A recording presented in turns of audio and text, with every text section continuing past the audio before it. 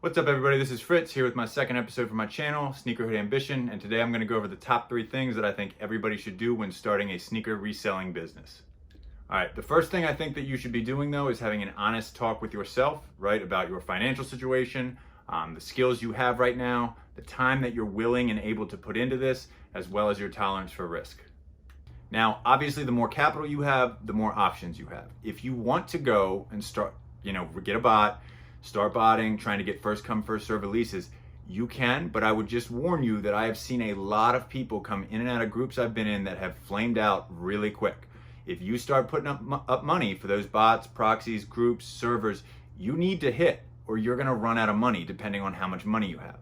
So again, really consider that when you start off picking out kind of what inventory you're gonna get. It is a great idea to, again, go to Ross, Marshalls, TJ Maxx, those stores, to build up some momentum and build up some cash flow before you jump in the deep end and start going after the big releases.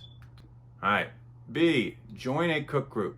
For those of you who don't know what that is a group online that's usually held on like Discord, Slack, some chat app, and they're gonna give you information within this space that is hard to come by or hard to find. I really feel that this is a must when getting into this space. These groups are gonna provide you with information that you're not really gonna be able to come by, especially if you're starting out in this space.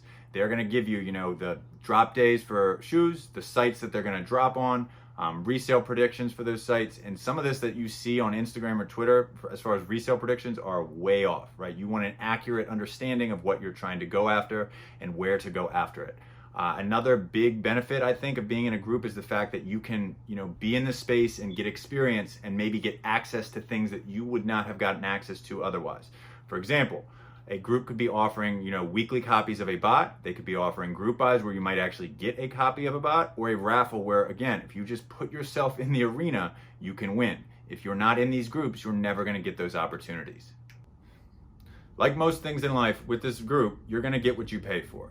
These groups range from anywhere from free to $30 to $60 a month, and if you're paying resale, some of them can be upwards of $100 or $200. Now, if you put the time in, I would highly suggest starting off with a free one, or if you can get one for retail on a restock for $30 to $60 a month, that would be a wise spending of that money, in my opinion. I think that if you put the time into a group that's a decent group, you will make that back easily in a month, and that's money well spent. I will go over groups in the future. Again, some of the benefits of certain groups, some of the pluses, some of the minuses. For now, the one that I've stuck with since day one is Only Friends and Family. They have a great chat and it's a very supportive community that has helped me grow a lot. And finally, number 3, you need to run a business. You need to be making a profit to stay in this game. Point blank, period.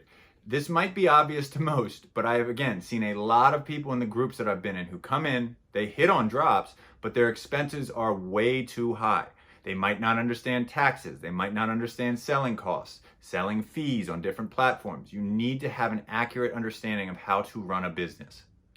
As mentioned earlier, you need to be ruthlessly honest with yourself about how your business is going. Are you making sales or are you profiting? These are completely different. And if you're not profiting off the bat, you need to have a good idea of how you're going to get to profitability and how long that's going to take you and if you have enough runway to get there.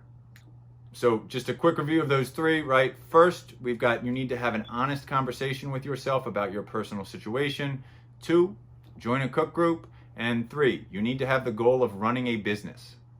And I'll throw in an honorable mention, subscribe to this channel, check out my content. Like I said, it's gonna be educational. It's gonna help you skip over some of the mistakes that people inevitably make when starting a small business.